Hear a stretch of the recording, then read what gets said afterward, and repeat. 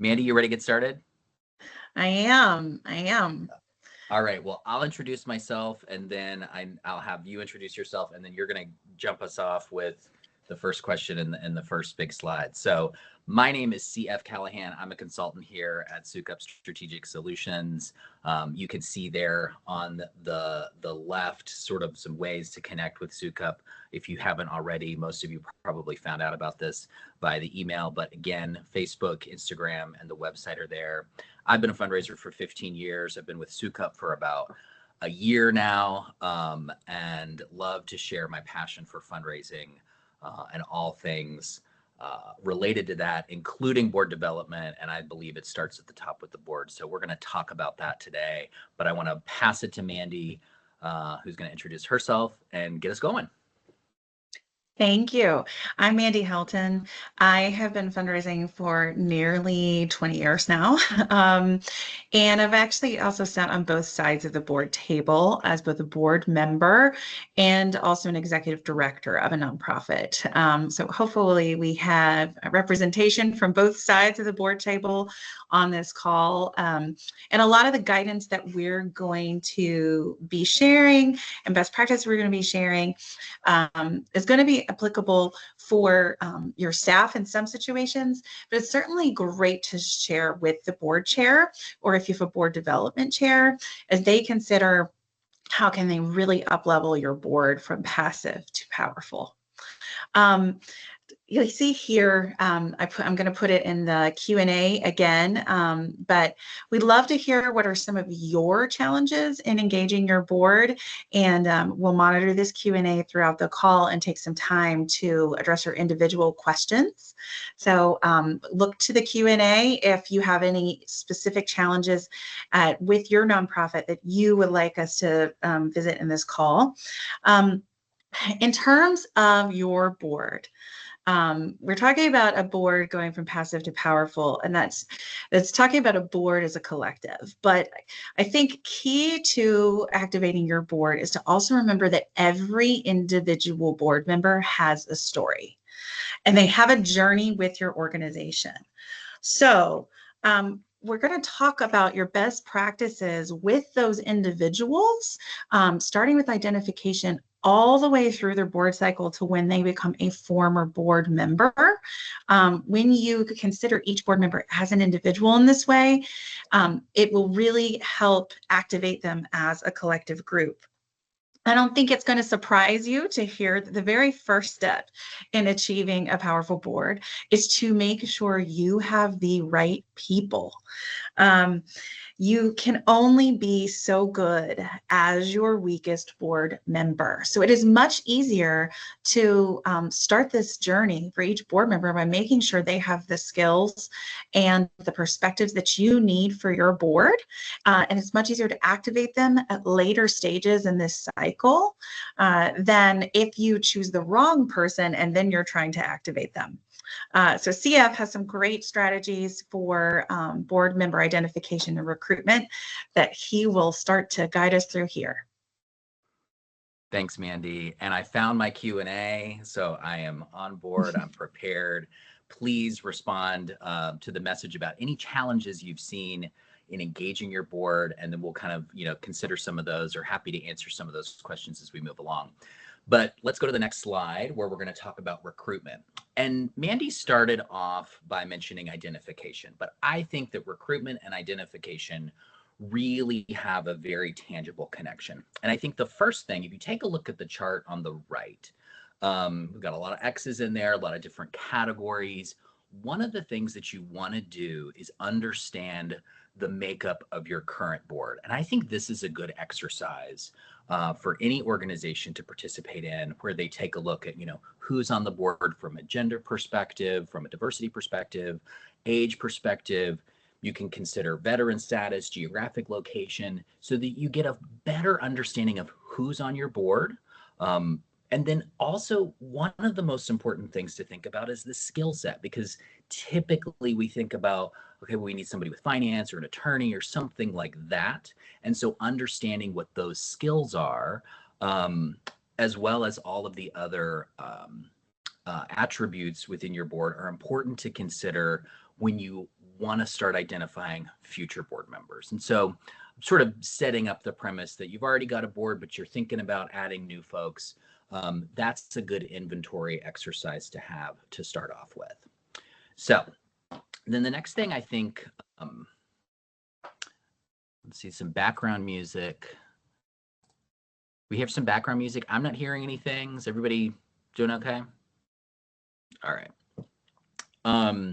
So one of the most important things when you think about recruitment is this has got to be led by a dedicated committee of governance. Maybe if you're a small organization, an executive committee, but you've got to have a dedicated effort around identifying how to bring people on the board, onboarding them, offboarding them, and things like that. Another thing that I see a lot in recruitment is that there's a lack of setting those expectations. That's also really important when you set up a strategy around recruitment and start to reach out to folks. Be intentional and be clear about what those expectations are when you are recruiting folks. So let's go back to the chart and take a look at those skills. If diversity of age is important, consider that as you're looking for future board members. Instead of doing this sort of like organic, like let's just go network and do all of that, really be intentional about the types of recruitment that you're doing, who you want to reach out to, and identify where those gaps are. That is really, really important to the recruitment effort and can help you identify who you need to recruit. So we're going to talk in the next slide a little bit more about recruitment. All right. So this is also something that's really, it's a lot of work to start, but it's really beneficial in the long term when you think about recruitment for your board. Your organization doesn't want to go away in a year when a bunch of board members fall off. You want to be intentional about who you're bringing onto the board. So when you think about kind of adding new board members, creating a pipeline, whether that is about creating an advisory committee or having a stakeholder committee, you got to have some sort of entity or group of folks that can come together and you can kind of identify as potential recruits for the board. It makes the work of recruitment so much easier when you're trying to identify future board members.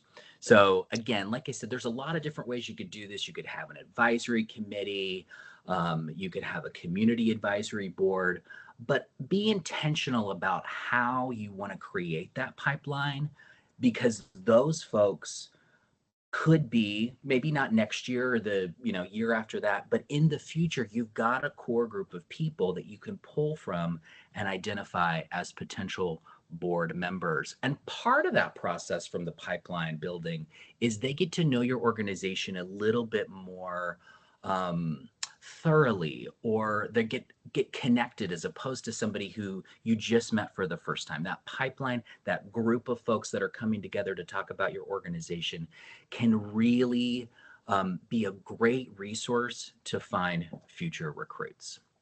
And again, this takes a lot of work, but it's very, very important. Mandy, you were gonna say something? Yeah, and I think that so often people may have a fleeting idea, oh, that person would be great, Yep. but it kind of lives in their mind or it lives within a committee. So if you do not already have some kind of way to code and classify these folks in your database, certainly figure out how you can have some kind of tag for potential board member and track them over time. I have a working list that I pull out of the database every year where we have been looking at people, some people for 5 years, some people rise to the top by the next year, but make sure that you're tracking them in the database so that information doesn't just live in your brain or maybe that board chair's brain, but it can kind of stay with the organization. Yeah, that's a really great reminder that it stays with the organization. I know nonprofits are strapped when it comes to resources and capacity, but as much effort to create this and build a sustainable strategy, make sure you're putting all of that stuff in writing in a centralized database, or you're having conversations with different groups. So let's go to the next slide now that we've kind of covered recruitment, and we're going to talk about orientation. So you've recruited them, they're now on the board, they show up to the first board meeting and they don't know what's going on. Hopefully you've been intentional about expectations before they got to that first board meeting, but I think this is another aspect. You've recruited them, you have set the expectation, but now you need to give them a deeper education. And while I referenced earlier, maybe they're on an advisory committee and they're a little bit more aware, there's so much that a new board member, especially when their responsibility is to manage governance and sort of make sure that the fiscal health of the organization is strong, that they're going to need to know. So when I think about orientation, if it's led by whether the executive director, say you've got a new board member or a couple new board members, having a conversation with those new board members with the dedicated ED is really important. Maybe there's an opportunity for the board chair to have an initial conversation and sort of be strategic about what you want to share with them when they first come on. And hopefully you can do that before they go to the first board meeting. Maybe there's an opportunity for other senior leaders to be a part of that conversation, whether they're the finance person so that they can take a look at the financials and have an understanding there. But really be intentional about educating these new board members about what is important, what is valuable, and how they can actually make a difference on the board.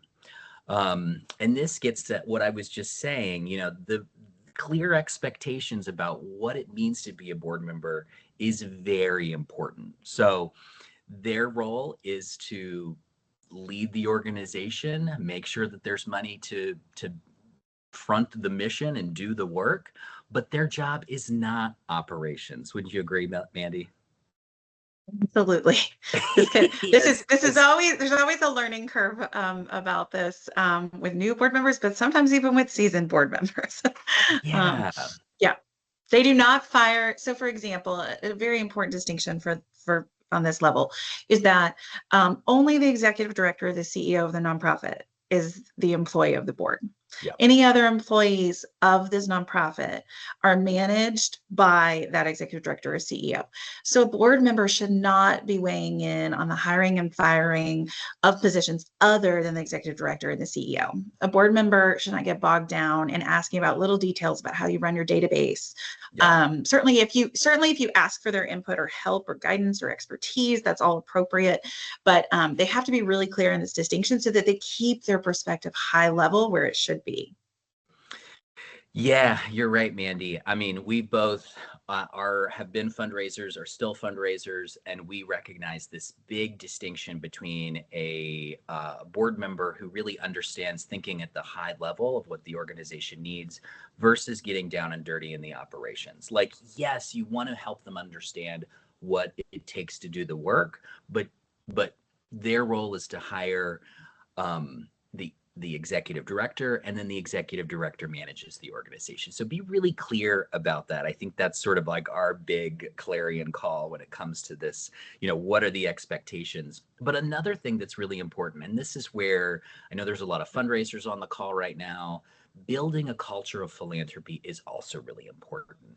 Sharing ways for those new board members to get involved in your fundraising efforts, talk to them about how, unfortunately, they're not going to be able to skate by and not do any fundraising. They're going to have to be a part of it in some way. So having your development leader or whoever's responsible for fundraising share about the importance of a culture of philanthropy and how hopefully you're building out that through the rest of the organization. And then also challenge those new board members to think about ways that they can participate in the fundraising activity. What I like about the chart on the right is this is a really good way to sort of think about if you've got a new board member and you kind of want to take them step by step through what is a reasonable strategy to get them involved and get them to participate. The first thing to do is ask them to make their own personal gift. And then the next thing, which is not too overwhelming, is think about prospects. We as fundraisers, we sort of know the philanthropic market, but maybe some other folks are just they're just starting out. This is new to them. So they think, oh, if you look at the big buildings in town and with some business names, or, well, we know this rich person, but challenge them and help them figure out who they could identify within their network, or within other associations they're part of. That's really helpful. And I think about this in the context of my own personal experience. One of my friends is a board member at two various organizations, and I wouldn't say she identified me as a prospect, but she shared the mission. She invited me. So then that's that third step. She invited me to come just check out what she does. I volunteered at the garden where she's a board member. And she has built this affinity. I obviously have a personal affection for her, but also I now have a better understanding of how this organization works. And then we get to that cultivation stage. She's just sharing, she'll send me an email. She tells me they're doing a potluck, all of those things. And they're not invasive. They're easy ways to bring that board member into the culture of philanthropy. And then recently I made a donation to both organizations where she's involved. And it was because there was some vandalism associated with one of them, which is unfortunate. And the other one, there was an event I was unable to attend. And so those were perfect opportunities for me to give back, support her, and support the nonprofit. We get to that final one with thank. And this is where one nonprofit did a fantastic job, and the other one, I haven't got a thank you from. So be thoughtful when you're a board member or when you're educating those board members. This is a really easy way to think about how those board members can get involved and do some of the work to help you raise the funds that you need to do for your organization. So let's go to the next slide.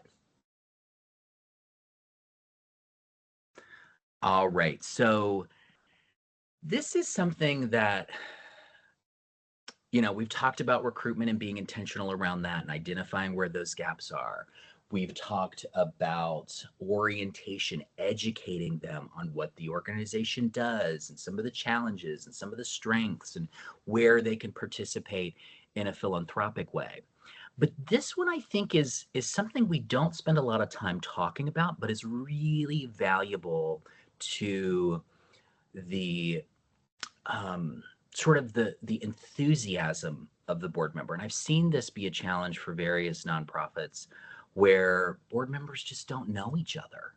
I think it's important. I mean, I sort of always try to put this like, when you think about it in your personal life, like, how would you do this? It's hard to sort of make big decisions with people you don't know. And that's what you're doing as a board member. So if there's an opportunity for, those folks who are helping with the orientation to build some connections with other board members, maybe there's some obvious similarities. Both have kids a similar age, or both are veterans, or be intentional about making connections between a more senior board member and a new board member so that they can have that built-in connectivity. Again, I'll reference my own personal experience. I'm involved with the board. We meet a lot. We don't have a staff member, and so we're constantly connecting with each other. We just had a meeting yesterday, and I feel the enthusiasm because I know and I've built rapport with these folks. I'm on another board. I haven't heard from the board chair since they asked me to be on it. So my ability to understand what we need to do and move forward as an organization is challenged because I just don't know many of the other folks on the board. For me, I make an intention of trying to meet other folks, but that's not the case with every new board member that you bring on. They're giving their time, so you have to be intentional about um, how you connect them with other folks so that they can build that rapport.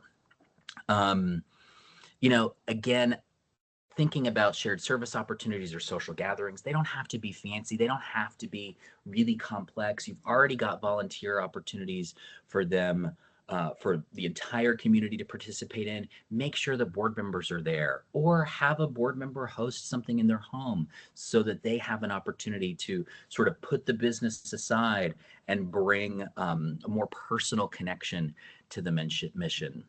And then finally, you know, just be a good human being, recognize birthdays, happenings, be flexible to family and life changes. Those are really important when you've asked somebody to give of their time and their expertise to be on your board. Make sure that, again, you build a connection for them so that they feel a part of it and then they have an opportunity to connect with others.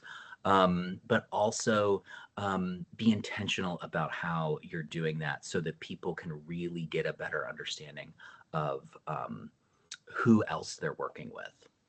And then we're going to jump to a question. Have we seen anything in the chat, Mandy, that we want to reference in I the don't, Q&A? no challenges posted in this Q&A. So, I think everybody on the call has the best behaved boards in the world. Um, so if you didn't have a chance prior, and you do have some challenges that you'd like to discuss, please put them in the Q&A. I'll post another question here in a second, kind of piggybacking on what CF just said. Here are a couple more examples of ways to build those connections between your board members.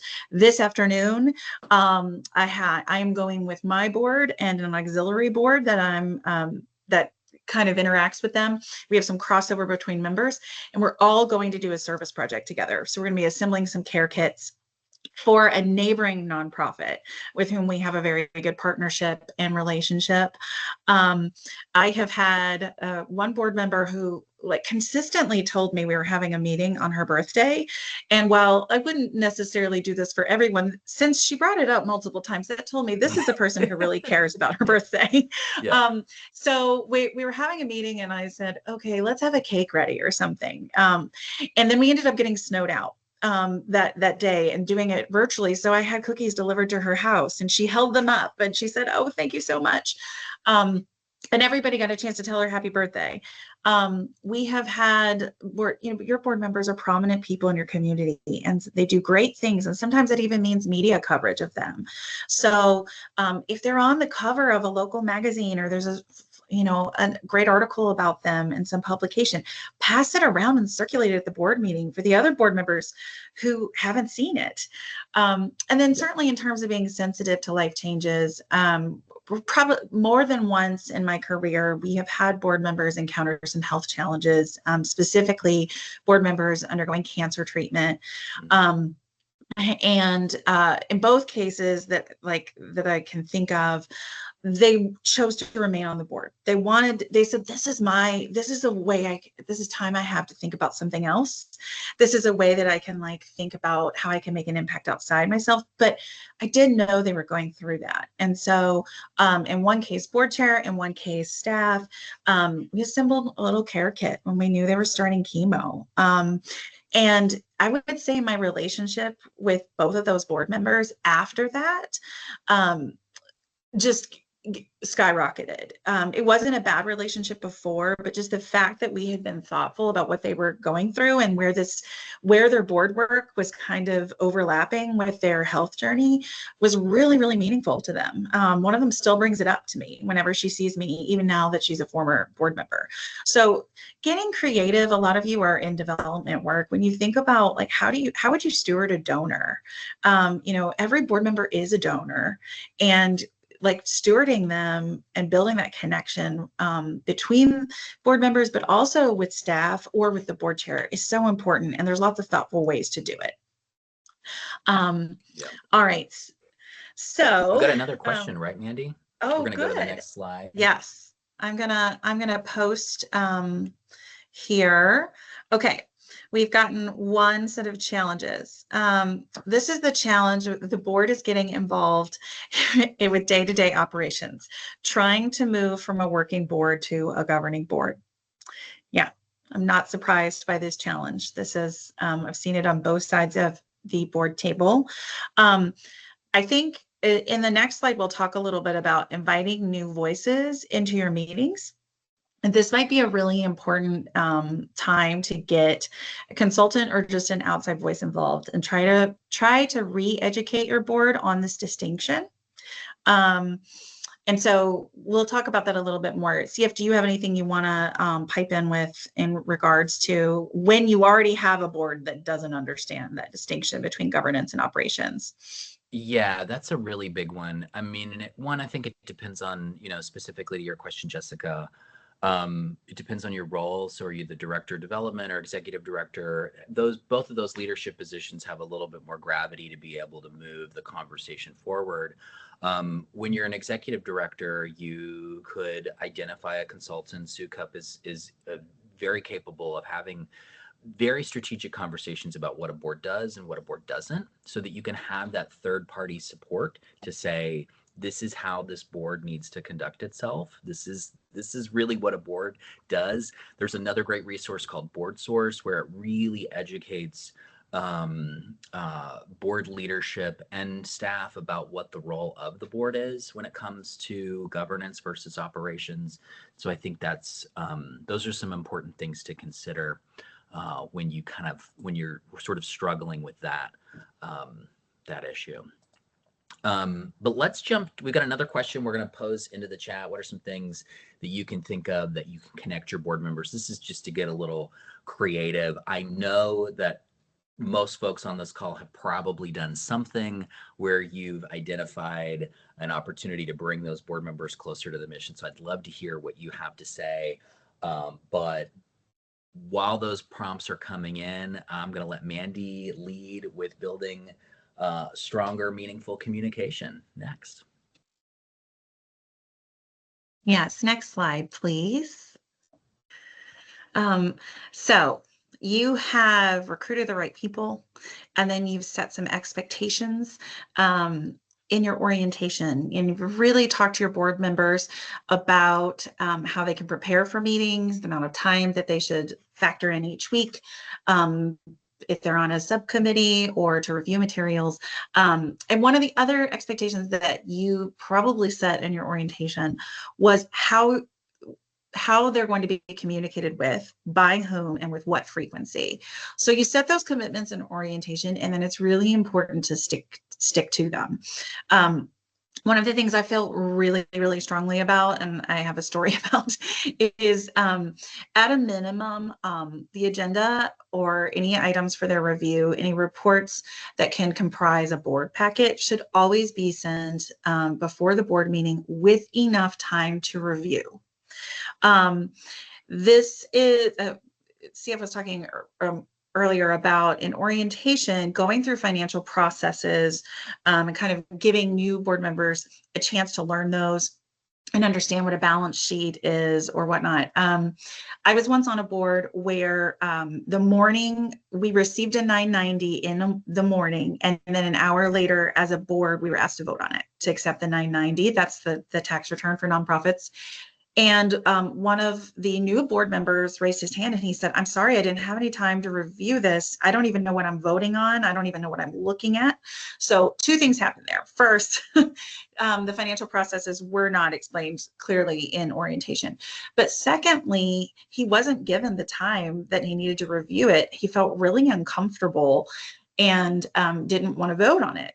I backed him up, because we all have a fiduciary duty when you're a board member, that you are making sure the resources of the organization are being spent appropriately, and every board member should have time to review the 990. Now, the finance committee can make a recommendation, you should accept it, but this is an example where we should not have gotten something an hour before the meeting.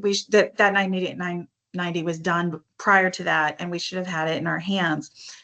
The fact that we didn't have it earlier, and then this created some unnecessary tension in the boardroom between the people asking us to vote on it and then the people feeling uncomfortable. And there's just no reason for that.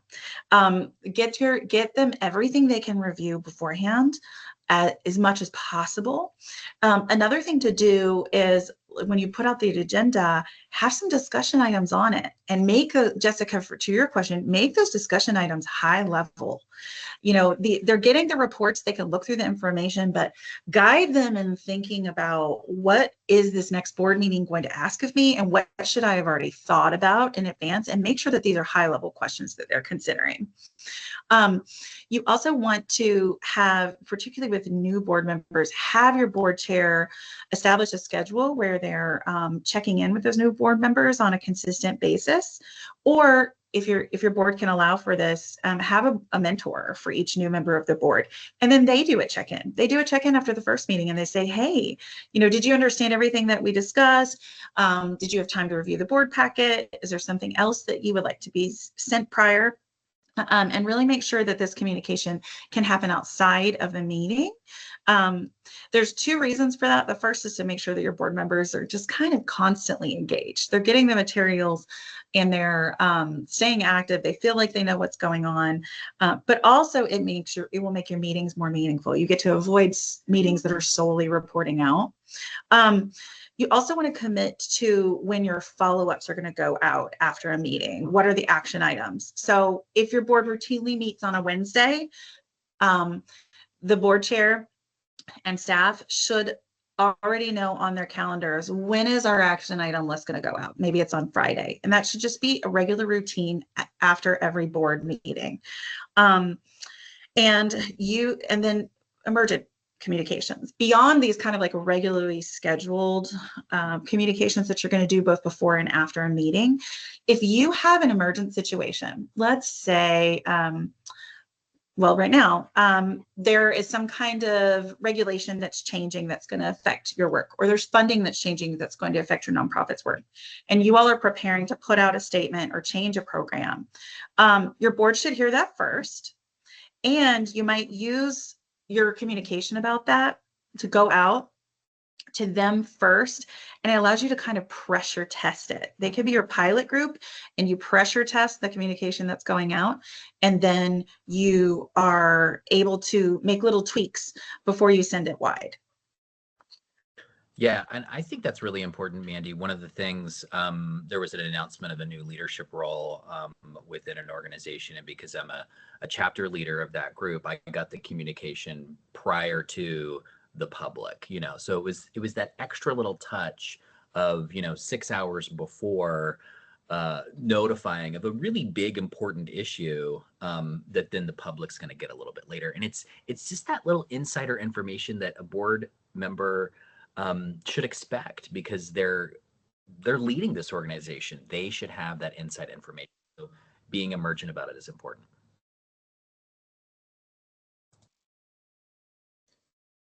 So board meetings are inevitable. And I think you'll hear staff sometimes feel really stressed about an upcoming board meeting. And I think I've been on boards where I've maybe dreaded going to the board meeting. I think it's really important that we reframe these and think about what board meetings give us the opportunity to do. The board meetings give your board members that chance to interact. You get most of them, if not all of them, in a room together to make these important decisions, to get to know one another, to build trust. And it's also your main regularly scheduled touch point to keep your board members engaged and actively working for the org. So it's really important to think about how we can make these as impactful as possible. We were talking earlier about how you might invite a consultant to your meeting to give a refresher on the difference between governance and operations. So you could certainly do that and invite a consultant in. You might have a consultant who you hire to do a feasibility study for you on your fundraising capacity. Those are certainly new voices that you can invite to the meeting. And when board members know there's going to be a guest, sometimes they're more likely to show up. You can think about inviting program officers, or even if it's appropriate, a beneficiary of your organization's work, to just give a little testimonial about a new program that they're trying or something that's working really well. It's exciting for them to hear directly from the staff who are administering the programs or the people who are benefiting from them every day. If you can't invite them in person, maybe you show a video of that thing happening, protecting confidentiality as you should, but sometimes just like a quick video will even give board members a sense of what that work looks like in action, or showcase some other kind of work product, like show them a logo for a new campaign that you're launching, or show them a social media post that got a lot of likes. Just trying to find examples of the work that are going really well that also link them back to your mission.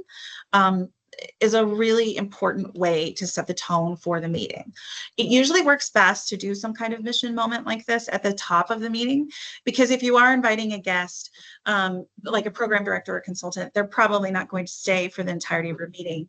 But this allows you to get them there, they do their presentation, and then they get to leave, and you kind of proceed with the business of your meeting. You start your meeting from this really centered place. And then you launch into the meat of it. Once you've done this a couple times, or your board's kind of in the rhythm, I also think it's a really great opportunity to invite board members to share their own mission moments, if they had a mission moment this week. And sometimes you will hear of something they observed in your community that you weren't even aware of. One really multi-sensory way that you can help guide that process is some people don't get a chance to visit your nonprofit's facility very often. So it might be as simple as like, let's take a walk around. Let's take 10 minutes and walk around this facility together and tell me what you notice. Let's take a walk around this campus or on this trail, and really try to get them experiencing the community in that way, so that they can think about, what is the mission of this place, and this is why I'm here. So everybody starts to feel really good at the beginning of the meeting.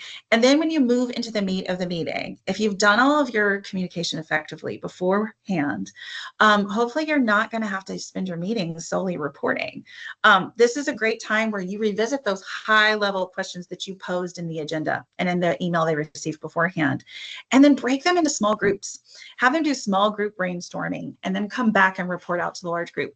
Again, this allows for more of that interconnection between board members. And so if you do this frequently, you also may want to like mix the groups up.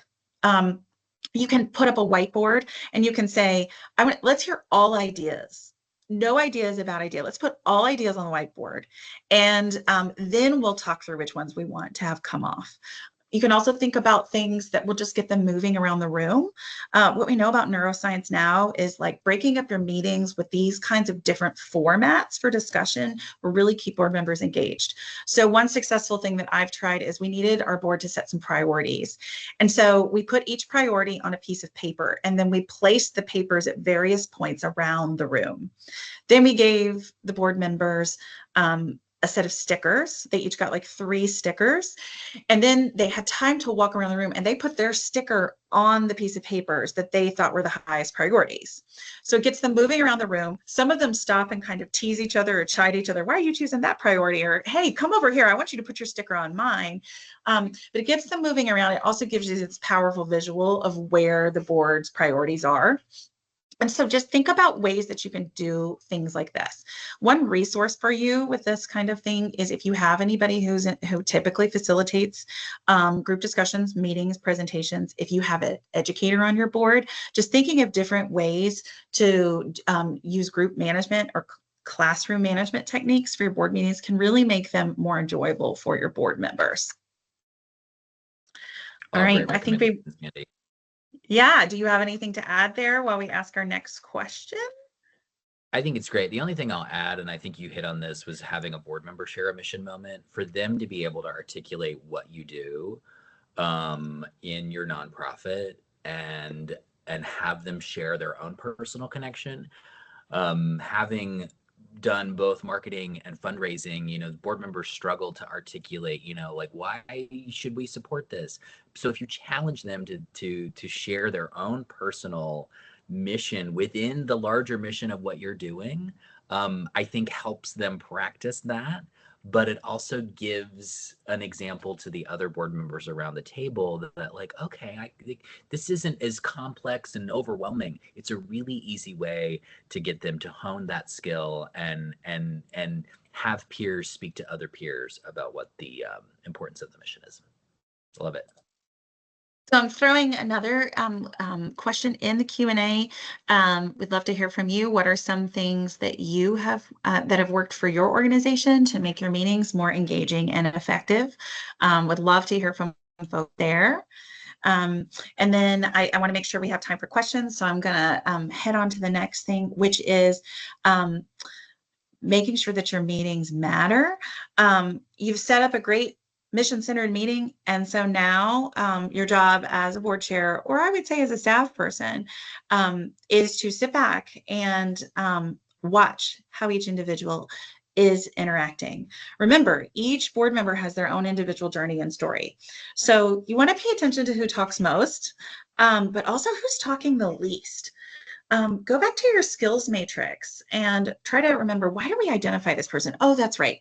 They have a lot of expertise in marketing, or they are seasoned in finance. And you want to look for opportunities to invite their expertise where it matters.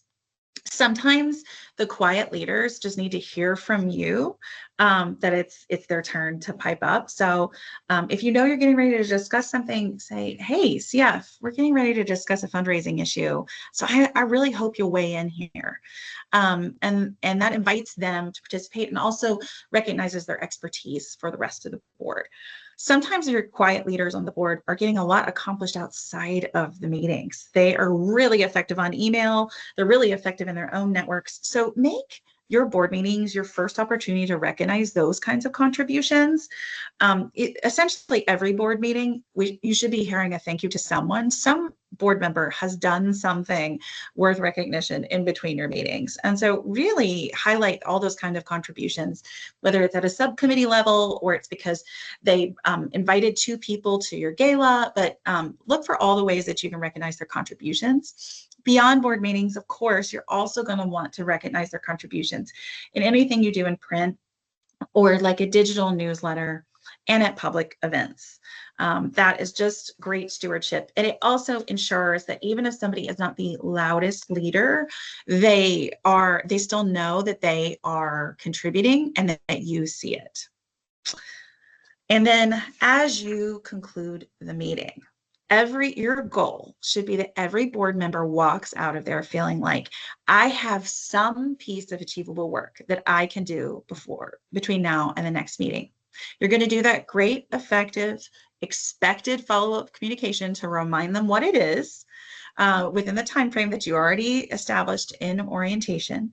And they feel like it's doable and they're very clear on what the ask is of them before the next meeting. Okay. We do have one comment here in the Q&A that our board meetings are all virtual because they have members from coast to coast. So our biggest struggle is board ownership outside of the monthly meetings. They commit verbally, but it is a struggle to see action, especially around fundraising. Thank you, KK. I actually think this is a really great segue to board development. And talking about like communication in between the meetings and how you can get people, senior leaders on the board or your more effective board members to kind of help develop your less effective board members. You want to take it over, CF? I'm doing the board development slide. Yes. All right. Yeah, right. So yeah, I think Mandy hit the nail on the head with this. One of the things that I think is really important is, and we talked about the connection earlier, having somebody who, is more senior on the board, connect with another board member so that they can kind of bring them along. One, that helps them understand sort of some history and some connection there, but it gives them somebody that can sort of be a mentor to what they need to do in that role. And yeah, the first bullet here, individual goals as a board member, I completely agree with. Like, this is something that is paramount. And this could really start with the conversation around recruitment. What is my time commitment? What is my financial expectation? How many meetings are there in a year? And setting those expectations, but also, say there's a collective goal for the board to raise X through the year. What is my role as an individual going to be a part of that greater board fundraising goal? And so another thing is, and I've seen this be really strategic in some organizations where somebody joins the board and they actually love this mission so much that they want to move up in a leadership role. And so being intentional from a staff perspective about who could potentially help you in the future in building that pipeline for future leadership within the board, but also as a board member, having an expectation, having a conversation with other board members about, I'd really like to take on more responsibility, and be clear with that and set a timeline on how that can happen. I was with an organization, and there was a gentleman that, like, he was super excited about the mission. He joined the board. He then became secretary. This was 2 years ago. Now he's vice chair. And I mean, I just know he's going to be president of that organization because that was something that he set as an intention with his goal and his responsibility with the board. Exit interviews, I think those are great. We're going to talk about when folks leave, what are some really important things to consider there.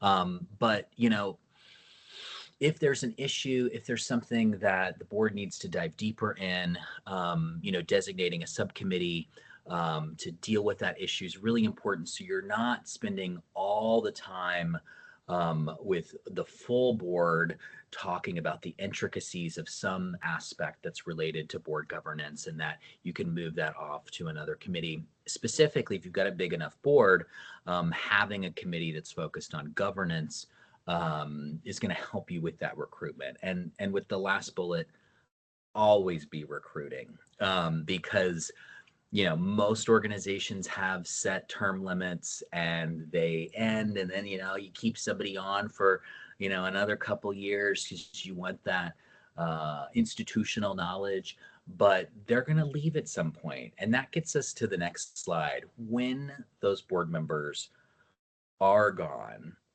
you don't want to lose that institutional knowledge. Make sure that the leaders, and most likely these former board members who've just left, are your donors, some of your major donors, because they really care about the mission. Otherwise they wouldn't have been on the board. And so continuing to build those relationships and having those personal connections or check-ins with the executive director, and the maybe the other board members are connecting with them. Have an annual gathering where you get those folks together. I was with a ballet company for a while as a fundraiser, and we had this wealth of experience on the previous boards that had existed. And so I just had one of the former board members say, well, why don't we get everybody together at my house? It doesn't have to be complicated. So she opened her home, and she knew, I mean, she had better records on who was on the board than the organization did. So she just opens up her Rolodex. I mean, the power of that is really just undeniable when you've got former board members who are that invested. So bring all those folks together for a reunion every year, every other year. Make sure to send them special invitations. They were on the board. They know so much. Maybe they're not a big donor, but there's a special event that they can help you navigate this room of potential prospects or new donors, because they understand the mission, and can help you navigate that. Another important thing to make that work that I just talked about a little bit easier is make sure that you're tagging in your database who's a former board member and who's not. I don't know how many conversations I've had in the past month with organizations where they're just like, oh yeah, I just discovered these people were board members. Like, don't do that. If you can, be intentional about when somebody leaves, offboard them in a really strategic way. Have a conversation with them about what was good, what needs to be improved. But make sure that they're not getting a solicitation that says dear friend a year from now. Make sure that you are communicating with them in a very specific way, because they're a former board member who's given you a lot of time and a lot of talent and a lot of treasure. Again, exclusive updates, send them periodic emails, making sure that it's intentional to that relationship as a former board member. And maybe they don't want to be on the full board, but here's another opportunity. Going back to what we talked about with recruitment, that could be a non-board, role that they could participate in, where they've identified people to be a part of an advisory council. You don't want to lose all of that really great institutional knowledge. And I'll say this with an asterisk. Sometimes there are board members you want gone. I get it. But I would say 95% of those board members really care, and you want to keep them connected because of their passion, their philanthropy, and their connections to your organization. And, another thing they can do is to continue to fundraise. They've probably brought a lot of money to your organization before. You don't want to lose that. And yeah, they're tired. They've done all that, but at least be intentional about keeping them connected after they roll off of the board. So, any questions in the Q&A we've got here? Nothing new, it looks like. I mean, anything comes through. And we're cutting close to time too, Mandy. So I'd love to just sort of share some final thoughts with you on the next slide. If you take anything away from today, remember these three things.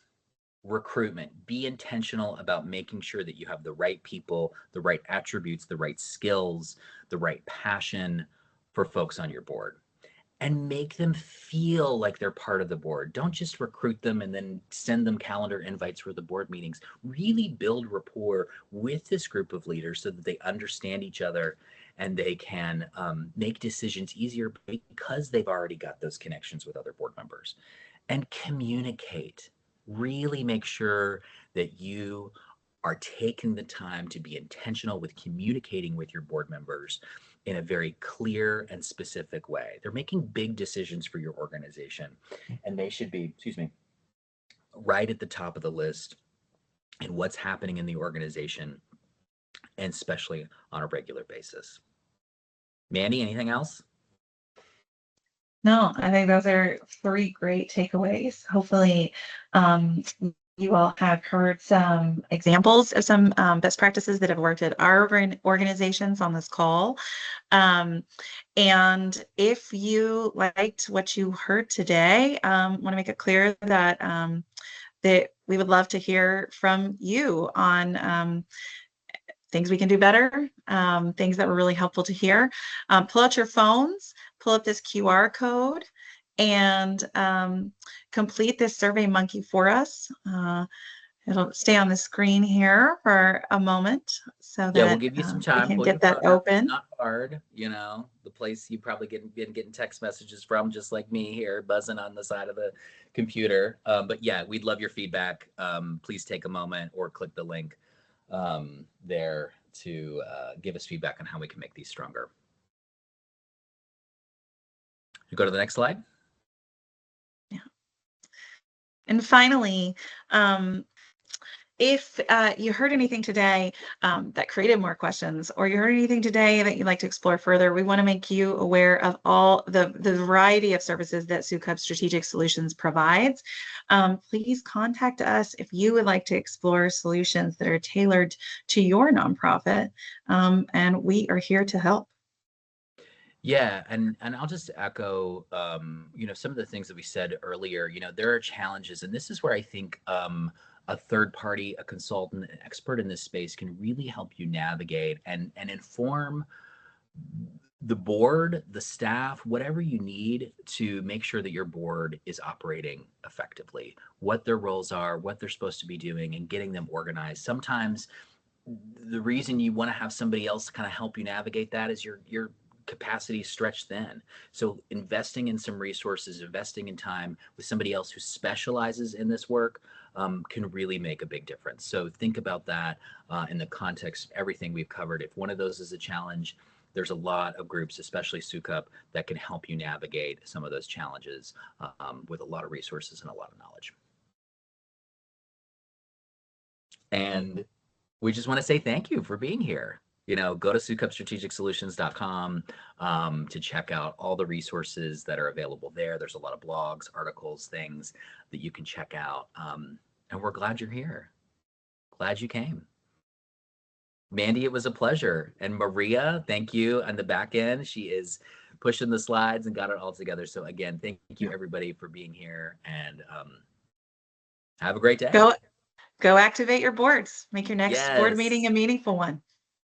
Yes. Bye, everyone. Have a great day.